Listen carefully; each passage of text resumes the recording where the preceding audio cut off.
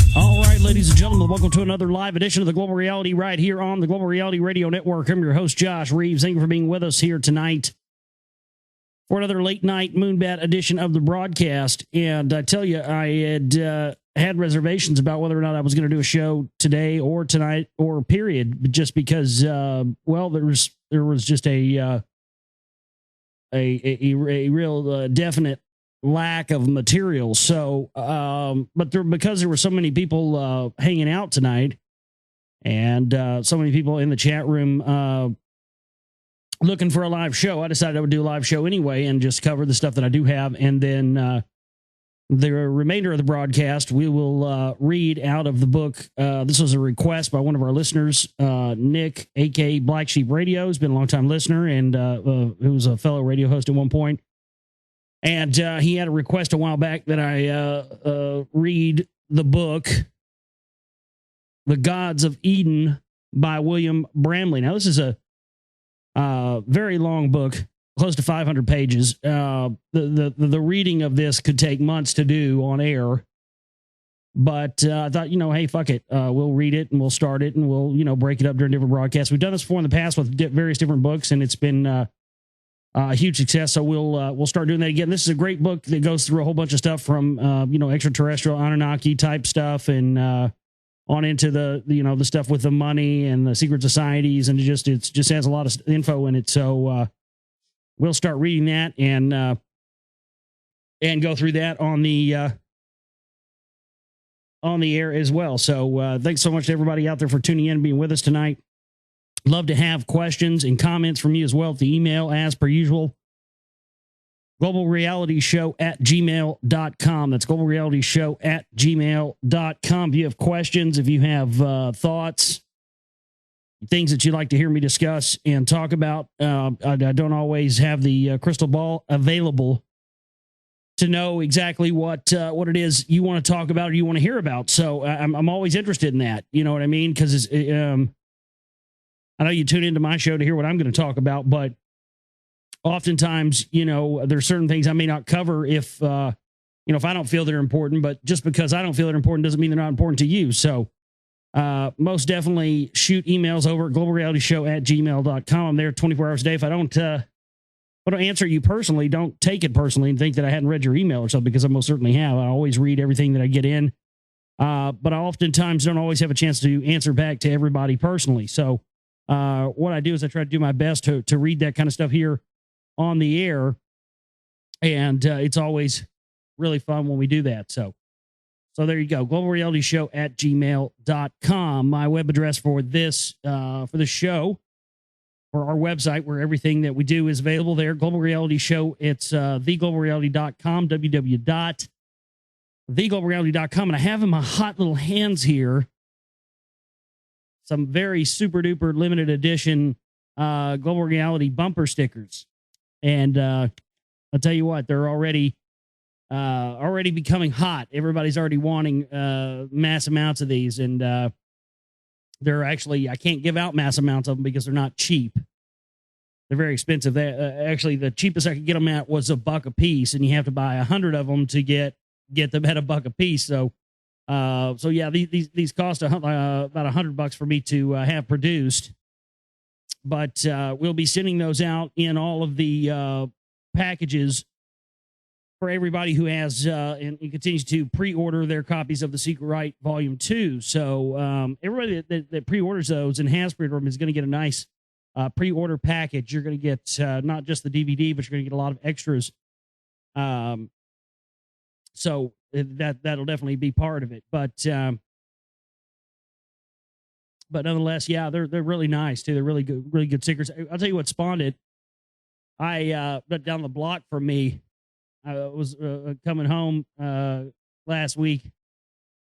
I think my sister told me about it first off, and then I noticed it down the block from me. Somebody had put a Infowars.com sticker on a street sign in my neighborhood, and I went, "Oh well, that'll be just about enough of that." Well, too close to the hacienda for me, so I think we'll probably have somebody at some point. I don't know who. Certainly wouldn't be me, because I wouldn't go around sticking radio talk show host stickers on street signs. That'd be criminal activity. I wouldn't be up to anything like that. But I'm sure there might be somebody out there with a little guerrilla attitude and a little, I don't give a fuck mentality. Probably will replace that Infowars.com sticker down the street from my house with one of my stickers. I mean, I just have that feeling that will probably happen. So, we'll just have to see. But anyway, oh man. Yeah, I saw that and was just like, really? Oh man. But anyway, we'll definitely be getting some of those out. I tell you what, here's what you can do. You can email me your address, and if you want a sticker sent to you, you can send me your address at globalrealityshow@gmail.com, and I will do my best to get everybody a sticker sent out. If I get too many and I can't afford to pay for postage and all that, then I won't be able to do it. But let's just say for the next 24 hours, whoever sends me their address will be able to get a sticker for free. I'll send it to you if I can. So there you go. globalrealityshow@gmail.com. Do we have any am I seeing this wrong, or do we have troll action in the chat room tonight? I just was about, kind of going into the chat to say what's up to the chat room tonight, because we have a chat room that's connected to the network that you could come and meet with people.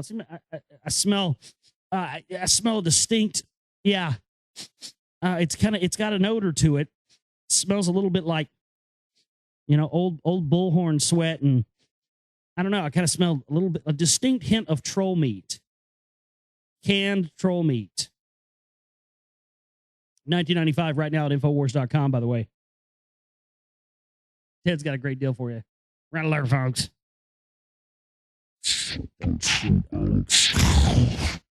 But yeah, oh, wow. Already getting crazy. But anyway, there's just not a lot of news tonight. There's not a lot of stuff to cover here. I'm trying to see what I should cover here first. Let me go through. Where'd that story go? Oh, yeah, wouldn't you know it? It'd be about my luck, wouldn't it? This is the first story I was gonna go to tonight. I can't find. Well, now I had to backtrack. That's all right though. But last night on the broadcast, I had talked about. I just briefly mentioned a bit about this thing going on with NPR and this whole stage scandal for them to, basically bring about the end of NPR. Well, I had. Interestingly enough, I was sort of thought in the back of my mind that this probably had a connection to the Council for National Policy, but because I really didn't have all of the evidence yet, I didn't want to come to air and just flat out say that. I'd seen a couple of circumstantial things concerning this guy, James O'Keefe, but apparently Lee Rogers, doing some digging, has been able to confirm my suspicions, and he's written a great article about that, which is up right now at roguegovernment.com. It's a website of Lee Rogers. I definitely highly suggest you check it out. It's one of the probably a few websites besides mine on this that you'll probably ever even hear me mention on this on this broadcast. I hardly ever. I don't plug people's work that often. I don't talk about other people's work that often, and that's just flat because most people out there are getting it wrong. And I'm not saying I get it right all the time either, and my info is the best or anything by any fucking stretch of the imagination. My God. But I'm just saying there's not a lot of people. I'll definitely tell you to always check out Michael Tsarian stuff. I like a lot of Chris Everard's movies. But there's not a lot of people in the whole research thing that I'll really, give an endorsement to or tell you to check out their work. But definitely always check out Lee Rogers stuff. He's one of my good friends and probably about the only person I trust in all this. James O'Keefe is a counsel for national policy and leadership institute trained whore of the priest class elite. I just love how Lee's just coming around the gates and calling these fuckers whores lately. I love that. There's no beating around the bush anymore. I love it. Lee's reached his end with beating around the bush, I believe. James O'Keefe, the character who has generated a great deal of media attention for secretly recording compromising audio and video, people affiliated with the so-called left-leaning organizations, has had close historical ties to the Council for National Policy linked Leadership Institute. Now, what's interesting about this is a month or two ago, it was brought to my attention by one of our great listeners and supporters in the chat room, Cy Girl. You all know Cy Girl, see her in the chat room. If you don't, say hello to her sometime if you see her in the chat room, because she's a great wealth of information and a great researcher, and has been researching this stuff for a long time. I think has a different point of view on this stuff than a lot of people do. It's a very sort of a refined, sort of academic standpoint on it. But she had pointed out to me that because I was talking about my research into Johnny Gosch and Jeff Gannon and the whole, sex slave ring stuff that relates to the CMP and the Contra stuff and people like Donna Khashoggi and the rest of that. And she had pointed out to me that because we have news clips, all that information is going to be in the Secret Volume 2. In fact, it's the second segment of the film. And we have these news clips, where they're talking about how quick Jeff Gannon, the gay male porn star who Bush is seen in pictures kissing on his forehead, holding his forehead. I'm not kidding. We have the pictures. They're going to be in the film. A lot of you have probably seen them a million times, but a lot of people haven't. Jeff Gannon is actually Johnny Gosch. He was a kid who was kidnapped and put into white gay sex slave rings during something in the 80s called the Franklin cover-up. And it relates to a lot of these people in the CMP. And we have this clip where they're talking about how normally it takes, months and months and months worth of background checks to get, National Press Corps press passes, to be in the room with the National Press Corps asking questions to the president. And we have the clips here. We have clips of Johnny Gosch, Jeff Gannon, the male porn star who Bush has been seen kissing on the head. They're in the video asking Bush, lobbing softball questions at Bush as other people are asking tough questions about the war. And so I find it highly interesting that the alleged news outlet that he had a press pass for was, of course, connected to Morton Blackwell and the Leadership Council. So here's yet another connection. So we see this criminality and we see what they're involved in, and more, it's starting to become more and more apparent to more and more people exactly why it's so important to concentrate on these people within the Council for National Policy and what they've been up to. Because the people that try to downplay the group say they're not involved in anything big. And my God, if you really take the time to look at it, they're involved in the biggest of the big things. These are the guys that create the wars and the holy wars and the genocide and the weapons and everything else. This is, these are the people that are engineering everything. Their foundations go to the deepest core of the global power structure. So much it's scary me, right down to the bloodlines. We're talking about these people are more than just, figureheads in whatever political movement they are. These guys go way back, have roots into the very beginnings of the power structure. The Leadership Institute was founded by Morton Blackwell, a longtime member of the Council for National Policy, which is a secretive right-wing networking organization whose membership consists of many in the mainstream religious and political elite. The purpose of the Leadership Institute is to identify and train young conservatives so that they can be placed in positions throughout politics, government, and media. People like Grover Norquist, Karl Rove, Mitch McConnell, and Mike Pence are alumni in the Leadership Institute, indicating the organization's influence among the right wing of the phony mainstream political system. After O'Keefe graduated from Rutgers, he went to go work for the Leadership Institute, where he traveled to colleges training students on how to start up conservative newspapers. O'Keefe would later soon begin secretly capturing audio and video of people associated with various left-wing organizations, catching employees of groups like Planned Parenthood and Acorn making embarrassing statements. His work has largely been used to continue to promote the divide and conquer mindset of the false left versus right political paradigm, and getting people fighting over Republican versus Democrat ideologies. Has he even been praised by right-wing propagandists like Sean Hannity, Glenn Beck, Bill O'Reilly, and others? It was due to these activities that Blackwell claims that they parted ways with O'Keefe because they were afraid that the Leadership Institute would lose their tax-exempt status as a result. Of course, it is highly doubtful that O'Keefe is making a living doing what he claims is independent muckraking and shooting hidden video footage. It's almost 100% certain that he is working for somebody else close to the establishment, considering his association with Blackwell and others in the Republican mainstream. Well, exactly, Lee. If we wouldn't be talking about this if he wasn't working for somebody. It wouldn't even be in our consciousness. We wouldn't even be hearing about it. It wouldn't even have the money and the resources and everything the mainstream media has behind it. Was it not an operation? That's the kind of the key thing that we all need to start understanding. If you are hearing about it, if it is making the national news, if it's making its way to your eardrums from one of their official sources, you can bet your bottom dollar they intend it to be that way. They are behind it, and they are controlling the perimeters of whatever that conversation entails. Of course, that's where people like us come in. We sift through this garbage and hopefully, pull a diamond out of it and polish it off and then show that to the people and say, okay, look, now you see where these phonies are lying to you. I mean, at this point, there's hundreds and hundreds of thousands of cases of this. I mean, the fix is in.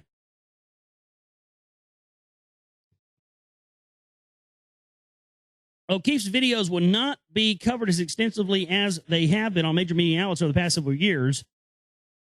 If he were doing this reporting out of the kindness of his heart, O'Keefe is obviously an operative of some kind. Otherwise, his videos are not gotten around the attention of the corporate media whores that present the false realities of masses. Exactly what I just said. Yep, there you go. Could agree with that more. O'Keefe has been at the center of recent National Public Radio, or NPR, scandal where he shot hidden video footage of NPR executive Ron Schiller. That's a great last name, Ron Schiller. Making controversial comments about Christians, Jews, Republicans, and Tea Party members. Since NPR is a publicly funded media organization, this has made it quite easier for the corporate media to stage false left versus right debate. And what's strange is I've heard some really interesting things on NPR over the past several months. Just a couple times I got in the car with Delphi, and she'd have NPR on or something. And there was one day they were openly talking about atmospheric aerosol spraying campaigns. And they were talking, and then people were calling in talking about chemtrails, and they were trying to downplay it. There's been several things on there I've heard, that could fall under the guise of at least being something that might challenge people to look into this more. I don't know. Maybe this has something to do with this. Maybe they've been getting out and allowing too much information to be out on NPR or something. I don't know. Very well could be. I really just don't know.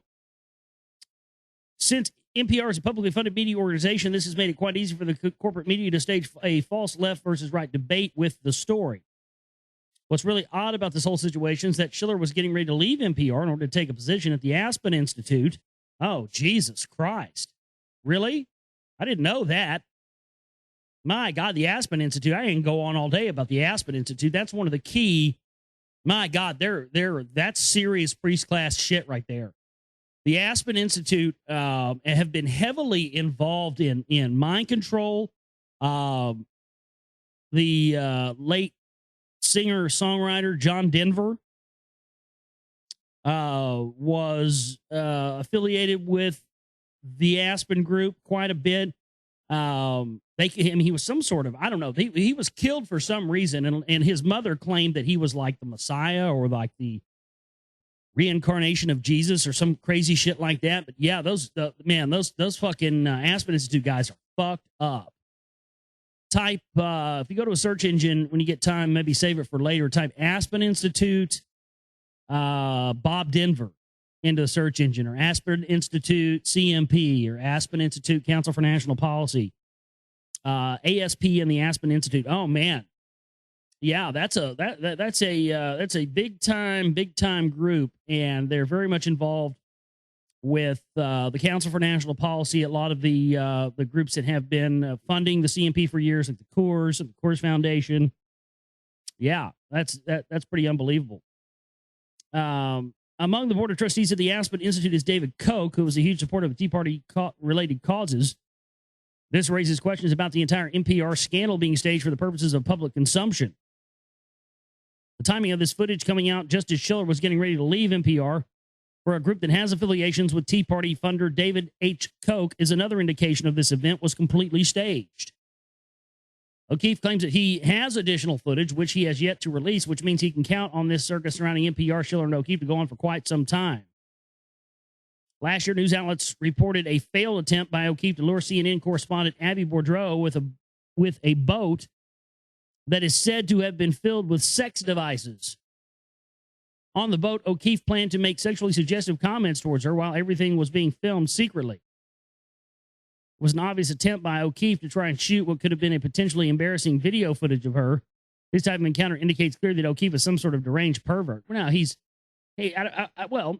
maybe so. Maybe you could say he's a deranged pervert. I would say more than being a deranged pervert, he fits the. To me, he fits the absolute perfect profile for an intelligence operative. I mean, to a T. I don't think I could give you a more perfect example of an intelligence operative. CIA, definitely agency. He may have clearance above agency clearance. He may have NRO clearance, Interpol clearance. I mean, who knows? But all the other stuff and that whole thing with, the number one, the resources. You know, who has the resources to try and set something like that up?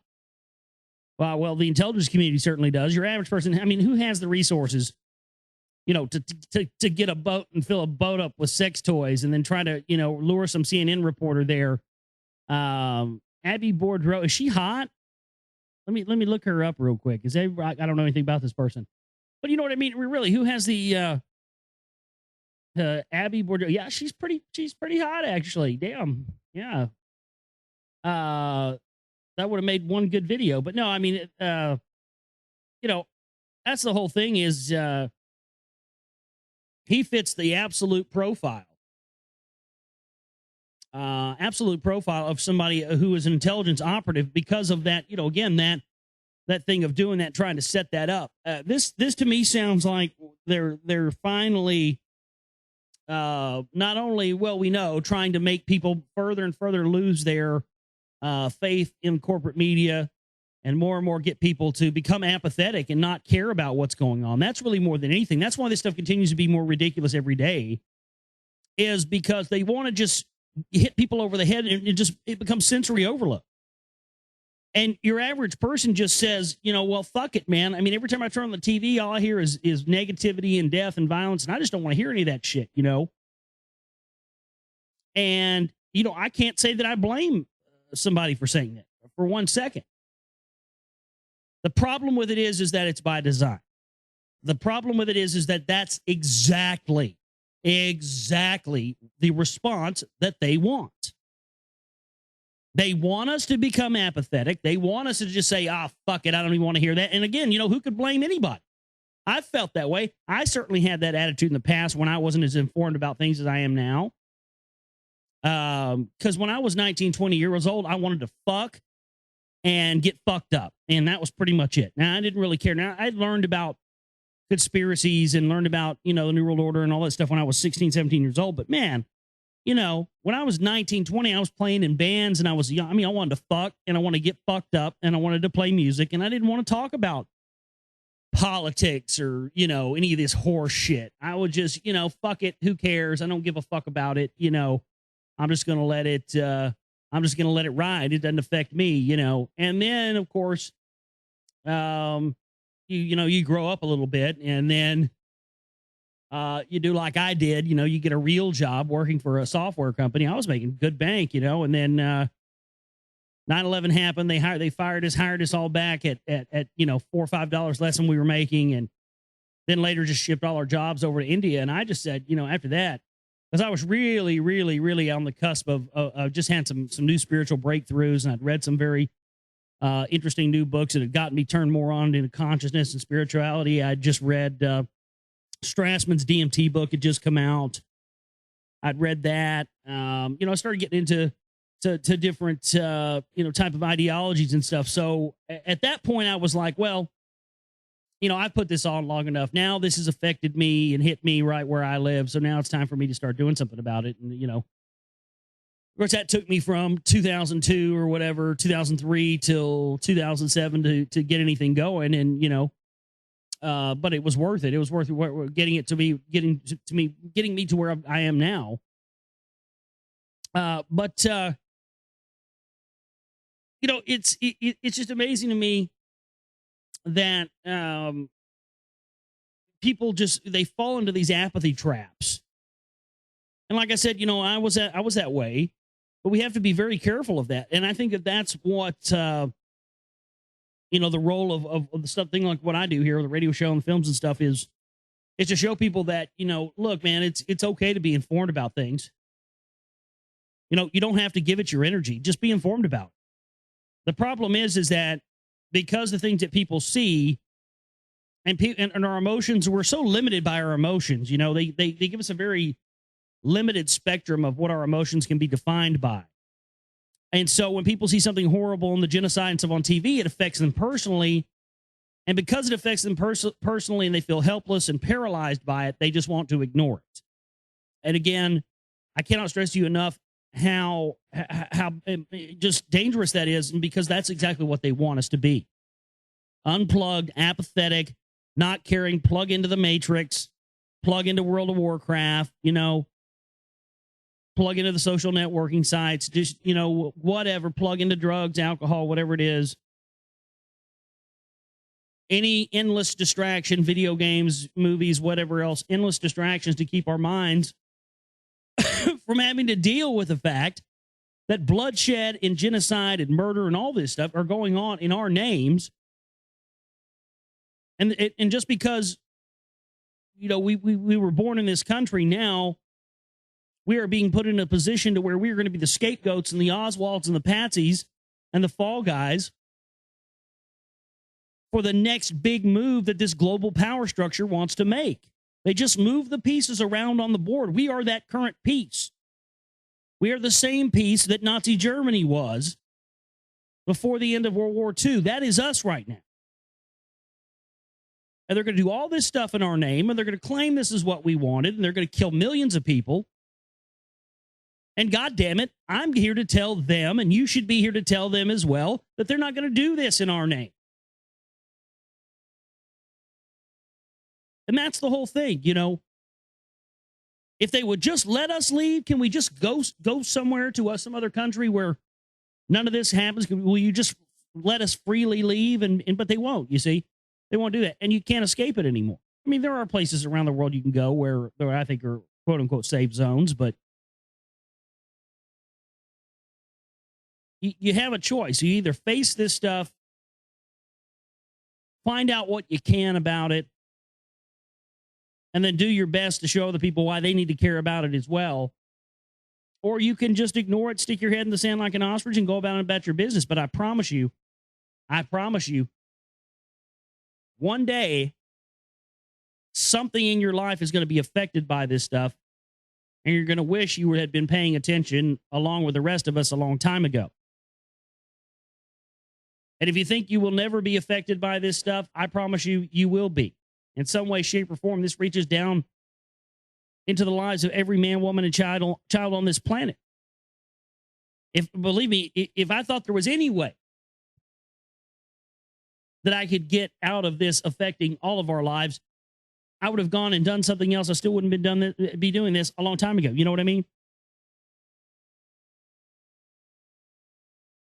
I've seen the results of what actually putting your voice out there and saying, not on my watch, will get you.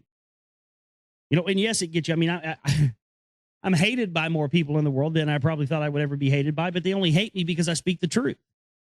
And the truth is dangerous to the people that seek to do lies in the dark of night.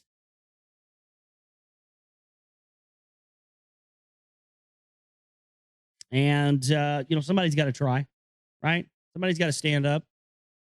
And nobody's asking for armed conflict or any of this bullshit. I certainly am not. I don't think that's the way to go. But that's how they want to hijack it. They want to try and steer it towards that. But it's not about that. It's a revolution of the mind. Always has been. Always will be. Anyway, if you have emails you'd like to send into the show tonight, if you have anything you'd like me to address, globalrealityshow@gmail.com. It's globalrealityshow@gmail.com.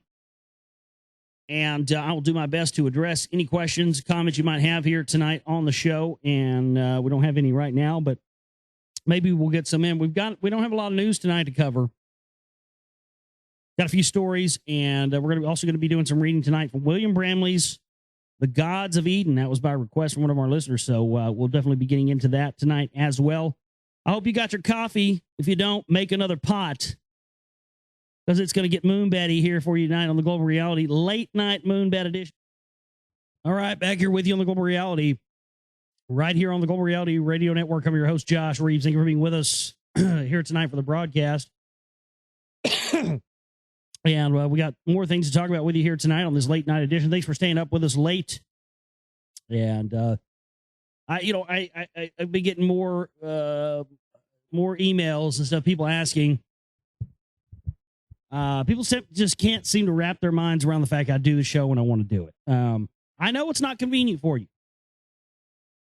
I'm aware of that. I don't need 100 more. I had somebody even calling on my the Skype number that I use for the phone calls here and whatnot and leaving voicemails asking when the show is going to start. I appreciate it, but it's just the way I choose to do it. And I know it's not convenient for you, but when I was doing the show, it just drives the spooks crazy. And I'm not saying all the people that are asking what time the show starts are spooks. Don't think I'm saying that. I'm not saying that at all. I'm saying that it does drive the spooks absolutely nuts, because they don't know when to tune in and when to mess with our broadcast. But I tell you what, we used to have so many problems with our shows getting messed with, weird audio stuff happening, the stream getting messed with. From the time I started this show until the point in which I started not doing the show at a set time every day.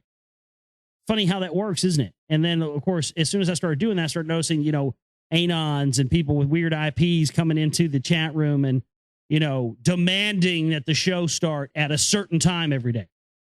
And that's just suspect to me, demanding. I need you to start the show every day at this time. I need you to kiss my fucking ass. That's what I need. Let's talk about needs here, motherfucker.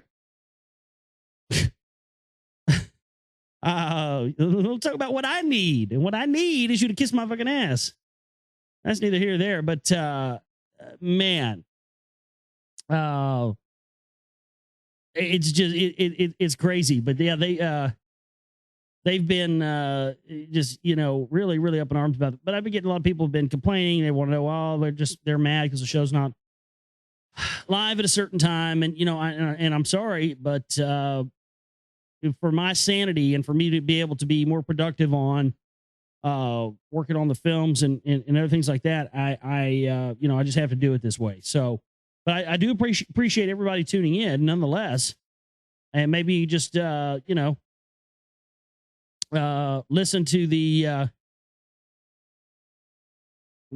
just listen to the rebroadcast or whatever. We also play the rebroadcast of the show quite a bit throughout the night and evening and stuff. I generally, when I do the late night shows, I normally don't play it immediately afterwards, because a lot of times the people that are tuning in and just got to listen to the show, so they want to hear some other stuff. So, that's how we do that. But anyway, I just wanted to address it because I'm getting a lot of emails. Let's I want to get through this news tonight so we can get on to William Bramley. There's not a lot of news, so it won't take us long to get through a lot of this. The other one kind of took a while because we had to talk about it a little bit. Wanted to add here because I did get another. I got an email from Nick. Two of O'Keefe's cohorts. That's who we talked about in the last segment there. CMP NPR guy. Sean Adelaide and Simon Templar met with a pair of NPR executives last month under the guise of being members of the Muslim Education Action Center, which Adelaide and Templar explained was founded by the Muslim Brotherhood. Simon Templar is also the name of the identity-changing hero of the movie The Saint.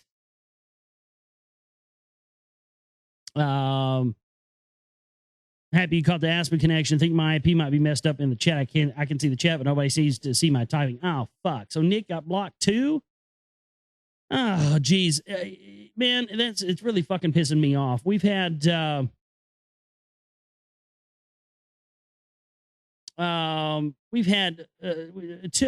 of our main cohorts that we have been gotten blocked out of the chat. Man, this fucking sucks. I'm not just an anon, who's one of our regular chatters. He got blocked out. And I don't know what the hell's going on with that, because I'm not just an anon if you're out there. He's been sending me messages, PM messages off the... I did not ban you, dude. So, I don't know what the fuck is going on. It's very strange. The best thing I can tell you to do is to unplug your router and plug it back in. And oftentimes what that'll do is if you don't have a static IP, it'll reset your IP address and then you should be able to get back in. I would try that. So I don't know, but that sucks.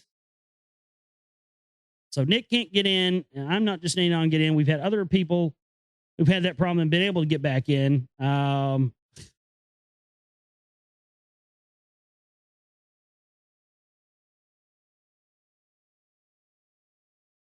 Man, yeah, that just sucks. I don't know what to do. I'm looking at the IP addresses to see maybe something would have happened there. I mean, the problem is, I could, the catch-22 is I could go through here and I could unban everybody that's ever been banned, but that also means that the chat will probably turn into Lee Rogers chat within about 24 hours. And so we'll have to go back through and just reban people again, or otherwise, but a lot of these ones we banned too have not just been people, unruly people. They've been people that have, qualified as downright spooks and everything else. So I just don't know what to do. My hands are tied. I've thought about for the longest time, and I actually did try it, I think for 24 hours or something like that. But I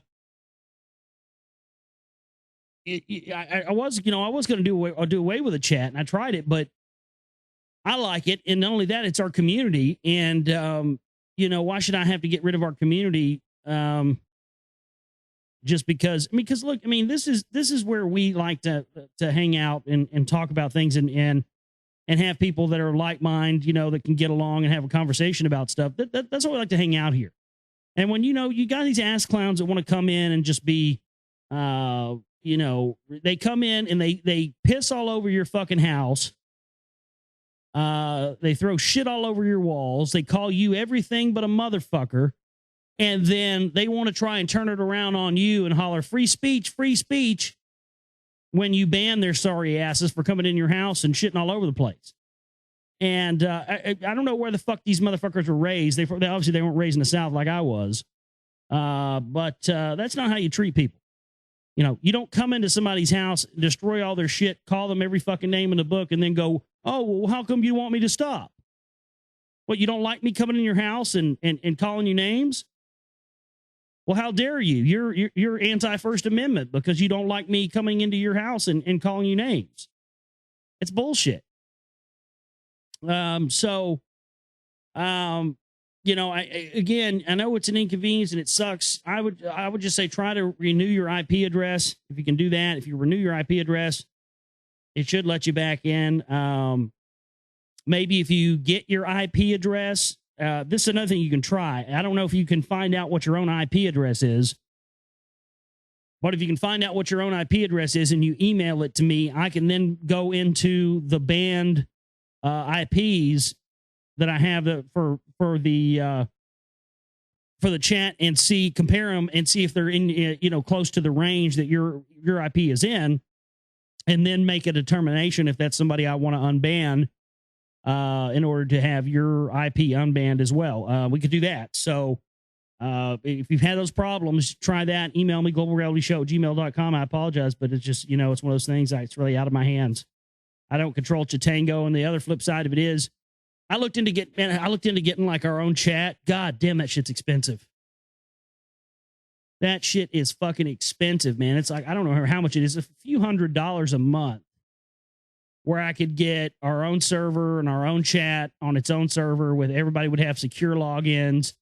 And we would never have to worry about any of this stuff ever again. But it's, I'll look into it again. But I looked into it about a month or so ago, and when I recall everywhere I looked, it was very fucking expensive. So maybe we'll be able to do that eventually. But anyway, we got to get back into the news here because I want to do some reading tonight for you from William Bramley's Gods of Eden. Let's see. Oh, the Jared Lautner, the Arizona shooter, pleaded not guilty. Did you guys hear about that? All the fucking mind control slaves always plead not guilty. Why? Well, it's just like Sirhan Sirhan. Has no memory of it, no recollection of it. How can I plead guilty to something I don't remember doing? Yeah, obviously you're under mind control. We talked about this this Glory satellite that had crashed, that I predicted was going to crash, monitoring chemtrails and aerosols and the Earth's gravity. We've been talking about the Earth losing its gravitational field, and that's been apparent with various events that have happened around the world. Well, it seems that there has been some looking into this as well. Satellite measures gravity's effect on climate change. Well, that's an interesting theory that gravity itself, because gravity is one of those things that I think people take for granted oftentimes, or they take for granted the idea of it, because gravity is so fascinating to me, and gravity is just like, well, why would you be fascinated by gravity? It's just blah blah blah. It's just what keeps us down on Earth, right? Well, what fascinates me the most about gravity is that we still don't even know exactly what causes it. We know very little about it. It's a very intriguing thing. It's one of those few mysteries to us. But that idea that, climate change and things like that would be affected by changes in Earth's gravitational field, which would then also relate to changes in the sun. By the way, Jimbo was putting some NASA links in the chat room earlier from some massive, this was the most massive coronal ejection I've ever seen. And a coronal ejection is a sunspot. It was massive. It looked like a fucking craft separating itself from the sun. It was huge, man. And if that's heading towards us, you could bet your bottom dollar we're going to see some interesting weather and maybe some satellite disruptions and other stuff over the next few days because of that. It's unbelievable. After nearly 2 years in space, the European satellite GOCE has collected the raw data needed to map variations in Earth's gravity field. The European Space Agency has said that the data will help scientists better understand the impact of climate change on sea levels, ice sheets, and ocean circulation systems. Right. Well, yeah. See, this time, because that's the same thing they said that the other one was going to do, essentially. Just monitoring aerosols. Well, yeah. So if they can use the data to further push phony global warming, then they'll allow it to be up there, right? I guess that's their mentality there. ESA launched the 5-meter-long, 1,500-kilogram satellite in 2009 as part of its Earth Explorer program. From its relatively low orbital position, just 160 miles above the planet, GOCE can, with unprecedented accuracy, detect minute changes in Earth's gravity field. That's interesting, that they would have a satellite if they're not monitoring that. That would lead you to believe that they're aware. Well, if it can detect minute changes in Earth's gravity field, that would lead you to believe that they're aware that there are changes going on in our gravity field as we speak. Gravity pull is not felt equally across the planet. Rather, Earth's slightly flattened shape and the irregular distribution of heavy rock lead to inconsistent gravitational forces across different regions. Scientists at the ESA will use the new data to generate a planetary geode, a hypothetical model of how gravity would shape a global ocean in the absence of tides and currents. The geoid will allow for a far more accurate measure of ocean circulation, massive ice sheets in Greenland and Antarctica, and changes in sea level, all of which are influenced by global warming. An improved knowledge of gravitational discrepancies will also contribute to a clearer view of Earth's interior, as well as the physics behind volcanoes and earthquakes. So, it's definitely a lot of evidence pointing in the direction that the intelligentsia is very interested in the Earth's gravitational pull, also in the Earth's radiation. And again, the evidence 100% points in the direction that this is because of their knowledge of cyclical events that happen with the sun, happen within the planet, have caused extinction level events in the past. And the fact of the matter is, they're using all of the technology available to them to mitigate and protect against these extinction level events, not because they care about you and I, not because they care about saving humanity or saving lives. They don't give a shit about that. They'd wipe us all out the day after. But the fact of the matter is, they have to continue this. Their only vested interest, I've talked about this many times in the past several days, but it's come up, in all this stuff we've been covering. It's almost as if they're programmed to only, much the same way we're programmed to procreate our species. That's exactly how these elite guys are, these bloodlines. They're programmed to continue and to allow this great work to continue unabated, on and on and on. And so they don't do it because they care about humanity or saving lives or anything else. They do it so they can keep their power structure in place. And that's why everything is going towards us now. But the fact of the matter is, we're being lied to, because we don't know that these things aren't cycled for a reason, because it's the purging of fire. If we are indeed spirits in the material world, if we are indeed souls trapped here through the use of soul enslavement, trapped in these physical plane 5-sense reality fragile bodies, how do any of us know that these things aren't meant to cause on the planet to release us all from these chains of bond? That's what I believe. I believe these cyclical events that bring about a purging of all life through fire and through radiation are cyclical things that are supposed to happen, so we evolve into higher dimensional beings, fourth dimensional beings, fifth dimensional beings. They are choosing to keep us trapped here in this reality, constantly reincarnating back into these bodies.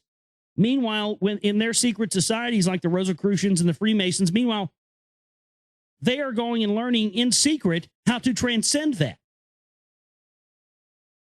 How to not reincarnate back into this realm and back into this soul enslavement. That's what the secret societies, I got news for you. That's even what these fucking brothers, you can go say it to one of their face. They won't say it to you. I got news for you. That's the secret of Freemasonry, okay? And believe me, I've let some Freemasons that I've met before know I'm in on that, and boy, they look piss scared whenever I talk about it. That's the secret. I mean, look at the Rosicrucians. Look at their logo. Look at the rose. It's a rose on top of a cross. You understand what that means? It's the soul crucified. The rose represents the soul. It's the soul being crucified upon the body. The rosy cross. That's what it means. The soul is crucified upon the body. We are being enslaved. Our immortal souls are being enslaved and forced to reincarnate over and over again back into these physical plane bodies. And the elites and the people that go through the secret societies learn this training on how to transcend that and to incarnate in upper level dimensions. In fact, Alice Bailey openly talks about in her book, I think it's Initiation Human and Solar, about how when you reach the highest levels of Freemasonry on Earth and you die, you then go to the next level of the lodge, of which you will be only an adept, and that next lodge you go to is located on Sirius. And you go, well, that explains that, doesn't it? All the connection with the Egyptians and the mystery schools and the Freemason, their obsessions with Sirius. You see what's going on here?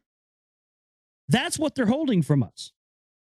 See, they can mitigate these extinction level events and cause all the rest of us to be trapped down here eternally in the realm they control because they can't control the spiritual realms. And yet they can still learn the knowledge they keep from us and still transcend that, meaning they can keep us from transcending and becoming, 12-strand DNA activated light beings or whatever it may be. But yet they can still transcend that and not be trapped in here through the secret societies and the things that they keep in secret from us. You hopping mad yet?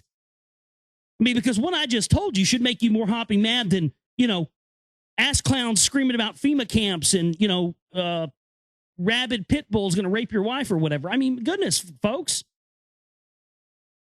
This is the whole heart of the lies of science. This is the heart of the whole lies of religion. This is what we're up against. They want to keep us constant, never evolving. That's what's wrong with our souls. That's why we have so much trauma in us. That's why we have so many problems. That's why the psychological problems of humans have progressed throughout the centuries and only become worse and worse and worse. Psychological books that were written 50, 60 years ago, the symptoms we see now are worse. And yes, that's a consequence of our society and the food and the water and the drugs. Yes, I'm aware of all that. But there is a very pronounced, improvable, body of evidence that shows that generationally we seem to be more and more traumatized because we're not ascending to higher realms that we're intended to do. We're coming back down into this one over and over again, and it's causing psychological trauma that manifests itself in us at a very early age. This is why people are ADD, or this is why people are hyperactive, or this is, people have psychological disorders, or people are, this, that, or the other, because we're just constantly reincarnating back into something that is pushing us, our vibrations down to a lower level over and over and over again.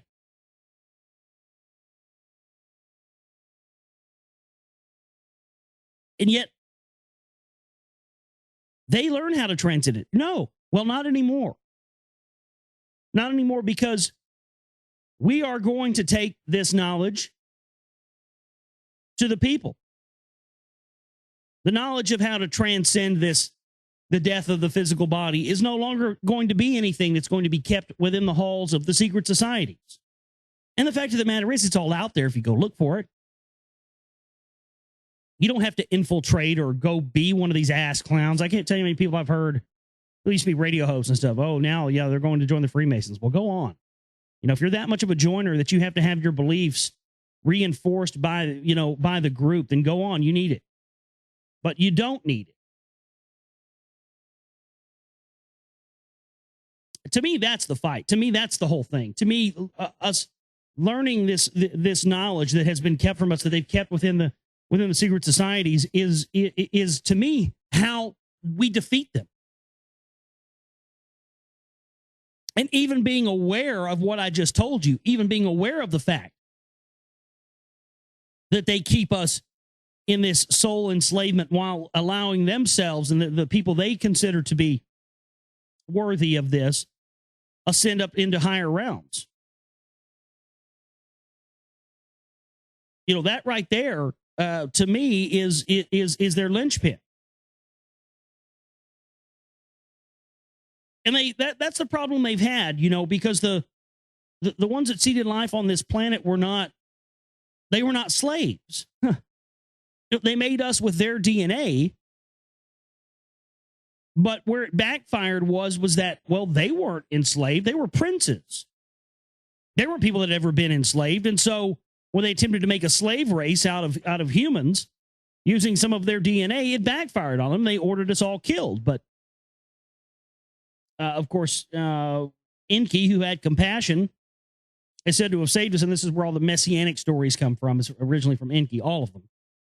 Or it's just it's allegedly what all of the messiahs are just different reincarnations of Enki. He was sentenced to reincarnate back into these physical plane bodies. And every time he'd reincarnate, he would come and try to tell mankind this ancient knowledge that went back to this original secret society he set up. It was called the Brotherhood of the Snake, and that's what it was intended to do. Because he knew if the other gods had ever found out that mankind had access to the knowledge of the gods, that they could become a significant threat to their power structure and whatever planet they may lie on. And that's indeed what's happening right now. The League have gotten their hands on this, and they're just as power hungry and just as psychotic and just as bloodthirsty and willing to do anything for their cause as the people who allegedly created us were. And we're caught in the middle of it, but their greed and their bloodlust is what will ultimately be their undoing. But we have to know that. Well, that's a good segue there, because we're going to do some reading here tonight from William Bramley's Gods of Eden. And this definitely gets into a lot of that area of discussion for sure. So stay with us, folks. This is the Global Reality right here. All right, back here with you on the Global Reality right here on the Global Reality Radio Network. I'm your host, Josh Reeves. Thank you for being with us here tonight. Yeah, it's getting moonbatty. Most definitely. If you're up, you're still listening to the sound of my voice right now at 2:07 a.m. Central Standard Time, you, my friend, are a true moonbat. And don't let anybody ever tell you any differently. You are indeed a true moonbat. So thanks to everybody for staying up late with us here tonight. We're going to be getting into some reading for you by request. William Bramley's The Gods of Eden. So we'll be reading some of that here for you in just a bit. The way that you support our work and keep our films and everything alive in the spirit of what we're trying to do alive, and our music alive with the demigods and the radio show and all this stuff.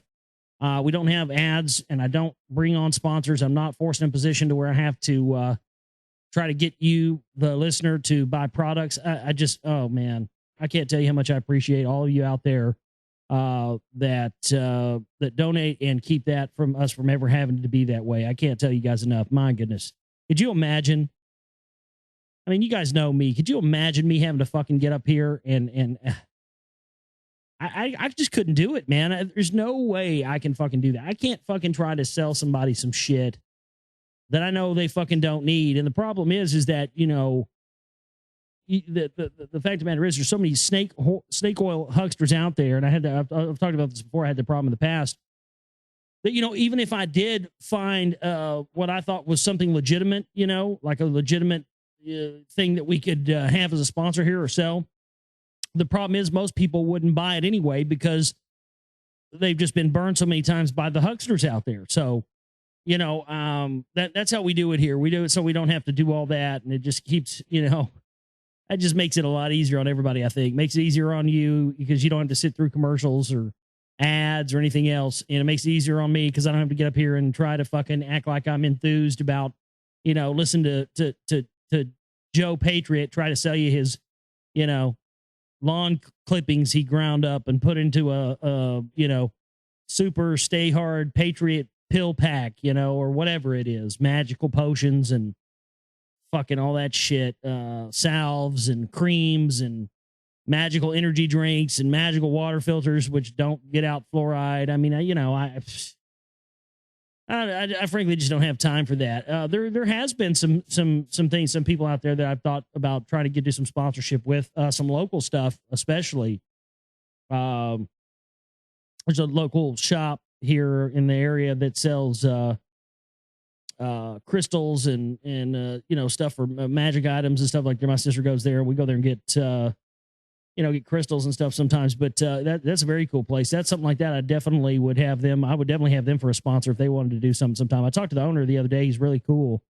And a strange thing about it, interestingly enough, I was talking to this guy. He's a big time magi, and he was telling me about where he lives out at his house. And he, coincidentally enough, this guy lives out in Fate, which is right smack dab on top of the rock wall is. And he was talking about it. Hey, you know, he was talking about how magical his property is. And I was telling him, I said, man, you're probably smack dab on top of the ancient rock wall. He didn't seem to know anything about it, but he had told me that when he built his house that they had put crystals, giant like quartz crystals underneath the foundation of the house. Yeah. And he said just it's a completely tranquil environment. You can feel the energy change when you go out there. And he was telling us that he wanted to come see a demigod show and stuff like that. And I got home, I started thinking about it, and I said, watch. This is how the universe is. I bet you $1 we'll end up getting to know this guy, and we'll end up going out there to his house.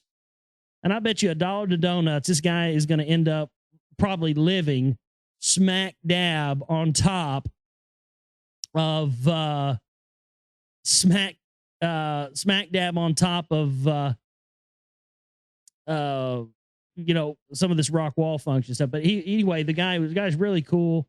I want to talk to him first before I plug his stuff here on the air, but he said he might be into it. But I just want to work a barter out with him, is really what I want to do, is just work a barter out with him for some trade. I don't want any money. I would just, hey, trade him some of the stuff he sells. I'm down with that. I'm good. I'm good with that. For him, I would do that, and I would tell you to go to his site and buy stuff from him, because, he's a very nice guy. And I mean, I was in there, I was seeing people, like, there were people that were coming in there and getting last time I was in there, I saw people that were getting, consultations on what crystals to put together for healing. And then the next time I was in there recently, I heard, people were in there talking about so-and-so, their aunt that came in there and, they told her she had a week to live, and then now she was cured, And my dad just recently went through cancer, I guess for the second or third time. My dad just can't keep him down. He's had cancer like 3 times now and beat it. Totally clear, 100%. But the reason that is, and the reason that I believe he's still alive, is because he actually listened to us and my sister Jamie and myself, and about this holistic stuff, and my sister worked with him doing some Reiki energy healing stuff. This go around, we told him he had a tumor in his brain about a month or so ago, and it's all clear. And my dad said he could feel it leaving out of him when she was doing these healings on him using crystals and stuff. And my dad said he could feel it leaving his body. And I'll tell you what, for somebody like my dad to say that is pretty damn unbelievable, because my dad's pretty, he's pretty right-wing Christian type. But you know what? He really woke up to a lot of stuff over the past several years. He used to think that all the stuff I talked about was crazy and insane, and he does not think that way anymore. In fact, he tells me how right I am all the time, which is pretty amazing. But I caught him one time out a few years ago out in the yard talking to the neighbor about chemtrails and Building 7. I about pissed in my pants, man. Oh, God damn. I never thought I'd see the day. I about had a damn heart attack. About didn't live to see another one when I saw that shit. Man, to see my dad out in the yard talking to the fucking neighbor about Building 7 and chemtrails and shit. Oh, man, I lost it. That was a fucking sight to be seen right there. But I mean, my point is that, I wouldn't mind having somebody or somebody that sold shamanic herbs, like, some of the stuff you can get offline. You know what I'm talking about, like Datura or Datura and like salvia and that kind of stuff. I mean, those kind of things, that can be used as tools to enhance stuff. I would have no problem if somebody wanted to, exchange and barter some items here in exchange for me telling you to go check out their stuff. Because, I mean, to me, that's a good thing. Everybody's benefiting, and, hey, if you can keep the operations going and barter out some, because what I'd like to do is barter some items that I could then give away as prizes and extras and stuff to our regular listeners. So then everybody would benefit. We could keep the network going on donations. We could get some stuff in here that everybody could benefit from. And then we could also share that with the listening audience by sending people free stuff.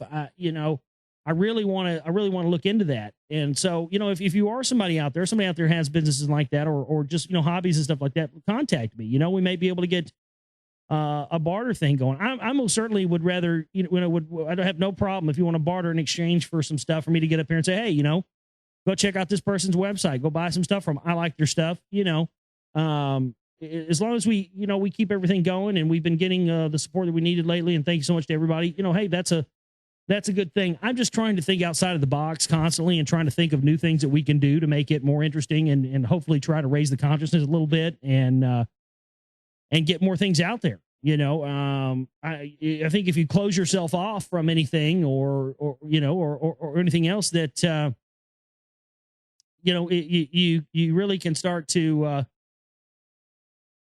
limit your possibilities and limit, the scope of what you believe is possible. And if you limit the scope of what you believe is possible, you're going to limit the scope of what you can understand about what these elite assholes are doing. That's just the bottom line. And that's where, and that's where you lose a lot of people. Some people who are still, have their minds very, sort of constricted and very restricted and not really open.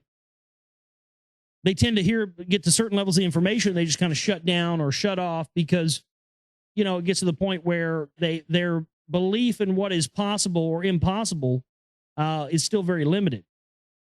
And I'll tell you this, there's a few things that I can definitely say beyond a shadow of a doubt are truisms when it comes to whatever you want to call it, this stuff, this research, this, the New World Order, whatever you want to call it.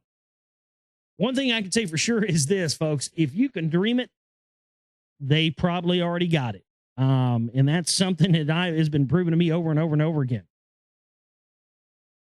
I used to go around and tell people about, massive data mining of their personal information and tell people about eugenics and stuff like that. 15, 16, 17 years ago, I was 19, 20, 21, even, at a very young age, I was telling people about that. And my dad remembers that because my dad was like, man, you've been telling me about, population control and stuff since you were a teenager. And I said, yeah, Dad, but the fucked up thing about it is that when I told you that, yes, I was right about it now, and we can see that I was right about it. But the messed up thing about it is that when I told you that, or when I used to go around saying that, I didn't really have any evidence for that. And there's been a lot of things like that. And I wonder how that is. Is that intuition? Is that psychic powers? It's hard to define. It's hard to be the one that defines something that happens to you, a localized phenomenon. You know what I mean? It's very, because to you, it's just something that happened to you and you don't really read too much into it. And you don't really think too much about it. But, to somebody else, I wonder, if that is indeed psychic ability or the ability to be able to see that. Because, yeah, for years and years and years, I had, had told people things that I knew for a fact were true, but really had no evidence to back it up. And then once I started to have the evidence to back it up, it became quite interesting to me. How was I able to intuit that? How was I able to really know that that's exactly what was going on without having all the evidence that I do now? And so that becomes a problem too, because again, 10, 12, 15 years ago, it was much harder to get anybody to believe you about any research because the ability to get that research very quickly or get that information or that proof very quickly was not easy. Because back then research was spending your day, on the weekend when your buddies are out at the lake and shit, riding four-wheelers. And, you're at the fucking library going through microfilm and news articles and shit with a pen writing down stuff that you saw, and then you go to try to show somebody, well, here's the proof. Look, I wrote this down. It came from this. And then that's all the proof you have. Now, there's just no excuse. The information is readily available. It's at our fingertips. And there's just no excuse for anybody to be uninformed anymore. But nonetheless, Chip and Banner is there for the bills for the month. Thanks to all our supporters. Make sure you're using the Chip and Banner for the bills. Make sure you're using the donate button only for donations to the films or to help us grow and to buy new equipment, all that stuff. I want to make sure you do it because sometimes people get confused, and we've had that happen a few times, and more than a few times. It happened a lot. People, they go to make a donation and they put it in they just think the Chip and Banner and the donate button's the same thing. It's really not. The Chip and Banner is just for the bills and stuff. But when people make a donation, they put it in there, then people think the Chip and Banner got full when it didn't, and then we run short at the end of the month, and it's happened several times. So just want to make sure we Manhunter put a little description there above each one so you know. But So there you go. There is that. And that keeps us commercial free and uncensored, keeps from having to sell shit. The cod piece with the built-in spider habitat. Oh, I'll take a pass on that. Although, like I said, since we have Demigod's panties now, I was thinking, we need the Achilles Reeves cod piece. I want mine to shoot like, bullhorn sweat or something out of it. I don't know, something gross like that. Anyway, let's get into doing some reading here tonight. This is chapter 1 from William Bramley's The Gods of Eden. The Search Begins. When I first began researching the origins of human warfare, certainly the furthest thing from my mind were unidentified flying objects, better known as UFOs. The many flying saucer magazines, which once graced the newsstands, were, in my opinion, not worthy of serious consideration. I also did not feel that the UFO phenomenon was terribly important, even if it was evidence of an extraterrestrial race. Solving the down-to-earth problems of war and human suffering seems so much more important than arguing over whether or not little green men from Mars might occasionally be visiting Earth. I began researching this book in 1979. However, my desire to see an end to war arose much earlier in life, at just about the age of 8. Back then, war movies were very popular in my circle of friends. Our favorite game was playing Army. I usually commanded one squad of kids, and my friend David led the opposition. We filled our imaginary battles with the same glamour and altruism we saw on television. We had no greater hero than the late actor Vic Morrow, who would gallantly lead his Army squad to victory every week on the TV series Combat. One Saturday afternoon, I was watching a Hollywood war movie on television. It was like any other war movie, except that it contained a short piece of numbing realism. For the first time in my life, I found myself looking at a documentary film footage of an actual Nazi concentration camp. Long after the images have vanished off the television screen, I was haunted by the pictures of skeleton-like bodies being thrown into large pits. Like so many other people, I had trouble fathoming the souls of the Nazis, who could shove human beings into brick ovens like loaves of bread and moments later pull out charred remains. Within a minute, those grainy black and white images presented a true picture of war. Behind the curt salutes and stirring oratory, war is a little but a degraded psychosis. While war movies and games can sometimes be fun, the real thing is unconscionable. For centuries, scientists and thinkers have attempted to solve the riddle of why people go to war. They have observed that nearly all of Earth's creatures fight among themselves at one time or another, usually over food, territory, or mating. Aggression seems to be a universal behavior related to survival. Other factors also contribute to the creation of wars. The analyst must take into consideration such variables as human psychology, sociology, political leadership, economic conditions, and the natural surroundings. Many thinkers, however, have erroneously equated all human motives with motives found in the animal kingdom. This is a mistake, because intelligence breeds complexity. As creatures rise in intelligence, then motivations tend to become more elaborate.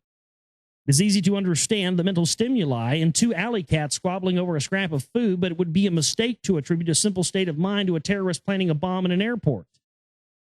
I began this study as the result of a single idea I had encountered. The concept is certainly not a new one, and at first it seems narrow in scope. The idea is nevertheless quite important because it addresses a motivation which can be formulated by creatures of high intelligence. War can be its own valuable commodity.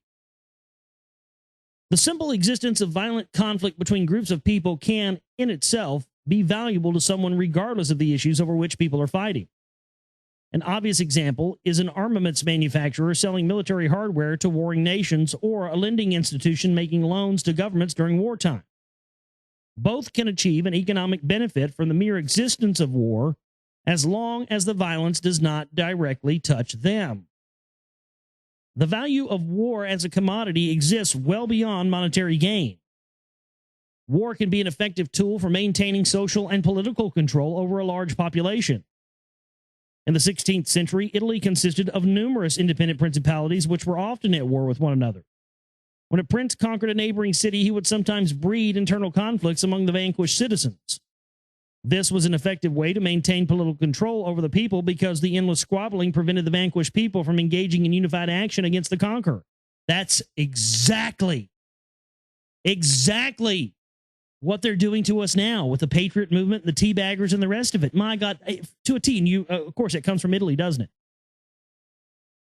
I mean, I mean, think about that. Does that not sound like Alex Jones to a T to you? I mean, look at his connections to Italy. Divide and conquer right there. They've been doing it to the people for thousands of years. He would breed internal conflicts among the vanquished citizens. This was an effective way to maintain political control over the people because the endless squabbling prevented the vanquished people from engaging in unified action against the conqueror. It did not greatly matter over what issues the people bickered so long as they valiantly struggled against one another and not against the conquering prince. Bingo. Bingo. I've said that a million times here on the show. That is the key to what they want. That's why Alex Jones and the Council for National Policy and the phony truth movement, half-truth movement, the phony patriots and the white nationalists and all these clowns that are going down are a problem. And this is why you need to be paying attention. See, you guys didn't think we were going to uncover this. You thought we'd go away. You thought people wouldn't be paying attention. It's over for you. Your time is over. Go be the little corporate suckers of Satan's cock that you deserve to be, and let the rest of us who want to enlighten the world do our work. Thank you. You're done. We appreciate you. Goodbye. A state of war can also be used to encourage populations to think in ways that they would not otherwise do, and to accept the formation of institutions that they would normally reject. Accept the formation of institutions they would normally reject. Well, we'll think about that. Everybody had such a hard-on for anything that wasn't George W. Bush. What did they do? You had card-carrying lefty commie pinkos who had been against gun rights and everything else for years, flipping over and voting Republican for Ron Paul and putting all that money into a campaign he tanked intentionally because they had such a hard-on for anything but a Bush. And then they turn around and put Obama in there, and he's the same, if not worse. Unbelievable. Accepting the formation of institutions they would normally reject. Yeah, that's key. Man, this is exactly what's going on right now. This is unbelievable. And this is a war. This phony info war that they've put on us, well, it's a real info war now. It wasn't a real info war until we had a lot of people like us out here calling out these phony patriots and the CMP and all this stuff. Now it is a real info war because the fact of the matter is these guys are serving the enemy, and that's all there is to it. There's no way you can cut it or beat around the bush about it. These guys are serving the enemy. Need to understand that. A state of war can also be used to encourage population to think in ways that they would not otherwise do. The longer a nation involves itself in wars, the more entrenched those institutions and ways of thinking will become. Most comprehensive history books contain brief references to this type of manipulative third-party activity. It is no secret, for example, that prior to the American Revolution, France had sent intelligence agents to America to stir up colonial discontent against the British crown. It's also no secret that the German military had aided Lenin and the Bolsheviks in the Russian Revolution of 1917. Throughout all of history, people and nations have benefited from and have contributed to the existence of other people's conflicts. Intrigued by these concepts, I resolved to do a study to determine just how important the third-party factor has been in human history. I wanted to discover what common threads, if any, may have existed between various third-party influences in history. It was my hope that this study would offer added insight into how and by whom history has been made. What resulted from this modest goal was one of the most extraordinary odysseys I have ever taken. Well, here, brother, I feel you. When that's how it is. As soon as you decide you're okay, I'm gonna take this ball and I'm gonna run with it. That's what I did when I first started finding out about the CMP. My God, never thought it would be this. Whew, man, oh man, oh man. There was an awesome female about 10 years ago told me, you know what? Hey, be careful what you go looking for, what you go searching for, because you just might find it. Boy, she was as right as you could be. The trail of investigation wove through a complex labyrinth of remarkable facts startling theories, and everything in between. As I dug even deeper, a common thread did emerge. To my chagrin, it was a thread so bizarre that on at least 2 occasions, I terminated my research in disgust. I've been there too. You get to a point where you're just like, there's no fucking way I'm going to believe this. I don't give a fuck if I've got the evidence. I'm not going to believe this. There's no fucking way I'm going to believe this. This is too, and you do get like that, you know, because this stuff's fucking crazy. It's not for the faint of heart, man. It's not for the mentally or emotionally challenged either. This shit can make you go batshit fucking crazy if you're not careful. If you're already somebody who's mentally unstable or on, SSRIs, whew, this shit can make you batty. And I don't mean moonbatty in a good way either. As I pondered my predicament, I realized something important. Rational minds tend to seek rational causes to explain human problems. As I probed deeper, however, I was compelled to face the possibility that some human problems may be rooted in some of the most utterly bizarre realities imaginable. Because such realities are rarely acknowledged, let alone understood, they are not dealt with. As a result, the problems those realities generate are rarely resolved, and so the world seems to stumble from one calamity to the next. I will admit that when I began my research, I had a bias about what I was expecting to find. A human profit motive as the common thread which links various third-party influences in mankind's violent history. What I found instead was the UFO. Nothing could have been more unwelcome. So that's the end of chapter 1 there. I'd like to continue on here with chapter 2, entitled Orientation. Husband to wife. Look at this, honey. It says here that the Earth travels 595 million miles an hour around the sun every year at the speed of 66,000 miles per hour. At the same time, the Earth is rotating around the center of the galaxy. The galaxy is traveling endlessly through space and is pulling the Earth along it with it. Now, how can you say that we never go anywhere, honey? Hello and welcome. This is our planet Earth. Before starting our journey throughout history, let us take a brief look at our little space orb from the vantage point of newcomers undergoing a brief orientation. Spaceship Earth, as some people like to call it, is a relatively small celestial body. The American Space Shuttle can completely orbit the Earth in only 90 minutes. In modern aircraft, the crossing of once formidable oceans has become little more than a dull routine for many an airborne business person playing his or her trade between continents. By merely picking up the telephone and dialing, one can speak instantly to someone on the opposite side of the globe. We are all witnesses to the remarkable manner in which high-speed travel and telecommunications make contact between distant points on Earth quickly and easily manageable. Earth is not only small, it is also quite remote. If you and I were to take a position outside of the Milky Way galaxy, we would see the Earth is near the galaxy's outer edge. In addition, the Milky Way is dwarfed by much larger galaxies. This isolated location might help explain why Earth has so few contacts with extraterrestrial civilizations. If such civilizations exist, Earth is afloat in the distant boondocks of a minor galaxy. Despite its isolation, Earth is pretty and it is inhabited, and as of this writing, the human population numbers over 5 billion. Add to that the figure of all the other large mammals, and we find that the lands and waters of Earth are occupied by an enormous population of intelligent and semi-intelligent creatures. What kind of animals are human beings? As a student of biology can quickly tell you, humans constitute that animal species known as Homo sapiens. The word Homo sapiens comes from the Latin word for man, and sapiens means being wise or sensible. The label Homo sapiens therefore denotes a creature possessed of wisdom or sensibility. Most Homo sapiens do live up to their title by and large, although a small number obviously do not. When dealing with a human being, are we only confronting an animal? As it turns out, we are not. It appears that we are faced with something much more important. A spiritual being.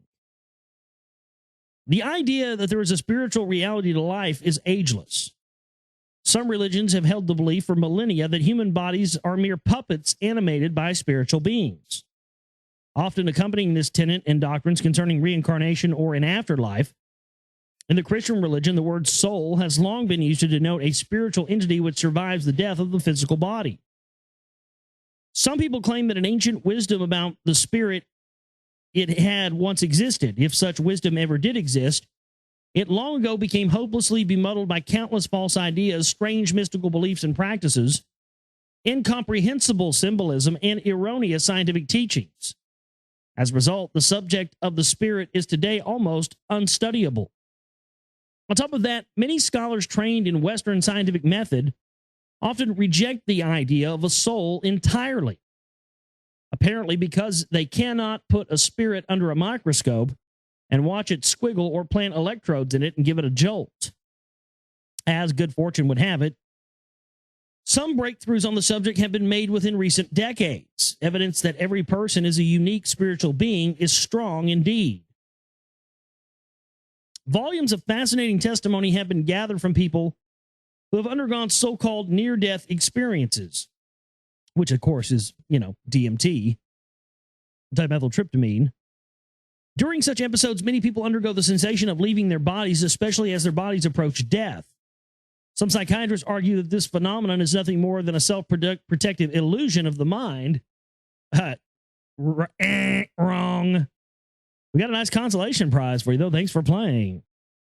I mean, that's definitely outdated. No, we know beyond a shadow of a doubt that that's anything but the case. DMT has a very distinct function that is there at birth and at death, and also when you can first determine when a child is male or female in the womb, which also coincides with what the Tibetan Book of the Dead describes at the same time when a soul can inhabit in a new body on Earth.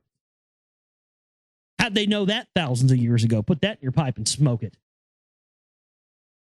And it says that that many near-death victims are able to perceive their bodies from an accurate exterior perspective. They retain their complete self-awareness and personal identity even though their bodies are unconscious. In light of such testimony, it is not surprising that a few religions, such as Buddhism, believe that people are immortal spiritual beings which become enmeshed in bodies during life. Buddhists conclude that this is caused, at least in part, by the spirit's long-term interaction with the physical universe. In sharp contrast to psychiatric theory, Buddhists teach that spiritual separation from the body is the healthiest state for human beings. That would like we were talking about earlier, if spiritual separation from the body is the healthiest state for human beings, that would go a long way towards the idea that our souls are enslaved and trapped in these five-sense material bodies now, wouldn't it? And Buddhists seek to attain their separation without suffering physical trauma or death.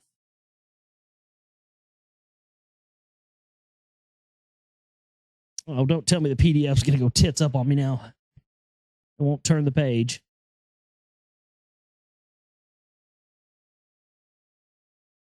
Oh, come on.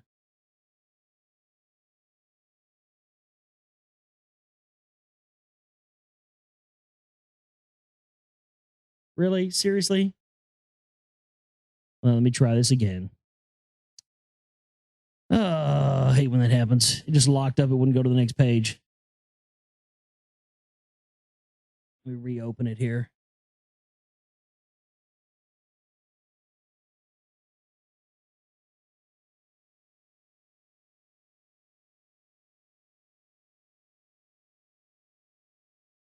All right. Their goal is encouraged by the belief that a spiritual being can operate a body as well or better from outside a body as from within. The definition of a spiritual being shared by several religions appears to be the most accurate one. A spiritual being is an entity possessed of awareness, creativity, and personality, is not composed of matter or any other component of the physical universe. It appears instead to be an immortal unit of awareness which cannot perish, although it can become entrapped by physical matter. The spiritual being is fully capable of understanding itself. Yes, the immortal soul cannot die, but it becomes entrapped by physical matter, and that's exactly what we are. Someone figured out how to entrap us into these physical plane bodies by matter itself. That's why there's such a push to understand the nature of matter and reality and CERN and all of this stuff. That's why they're pushing for this, so they can learn how to manipulate it. The modern trend, of course, is to view the brain as the center of awareness and personality. Scientists have been able to electrically stimulate specific parts of the brain to produce the physiological manifestations of many human emotions. This, however, reveals the brain to be nothing more than a sophisticated switchboard capable of being able to be activated by a variety of external sources, such as an experimenter with his electrodes, or even perhaps by a spiritual being with its own energy output. The interaction between a spiritual entity and the body's central nervous system appears to be so intimate that a change in one can often influence the behavior of the other. From all of this emerges a picture indicating that human beings are spiritual entities who enjoy a certain spiritual immortality, but who are usually unaware of it until an unexpected separation occurs. During life, spiritual beings tend to utilize almost exclusively the perceptions of the physical body. Death, according to this analysis, is little more than spiritual abandonment of the body during a time of intense physical or sometimes even mental injury. What does all of this have to do with human warfare? Almost everything, as we shall see. That brings us to the third and final topic of our orientation, UFOs. There are a few subjects today as full of false information, deceit, and madness as flying saucers. Well, that's absolutely true. Many earnest people who attempt to study the subject are driven around in circles by a terrific amount of dishonesty from a small number of people who, for the sake of a fleeting moment of notoriety or with the deliberate intention to obfuscate, have clouded the field with false reports, untenable explanations, and fraudulent evidence. Suffice to say that behind this smokescreen, there is ample evidence of extraterrestrial visitations to Earth. This is too bad. And as an in-depth study of the UFO phenomenon reveals, that it does not offer a happy little romp through the titillating unknown. The UFO appears to be more and more one of the grimmest realities ever confronted by the human race. Keeping the points of our belief orientation in mind, let us now begin a deeper probe. And yeah, this definitely goes deep. So the next chapter is UFOs, Truth or Fiction, but it's very long, so we're going to have to pick up on that one tomorrow. But you've good stuff there so far, and I like where this is moving to. I've never read this book before.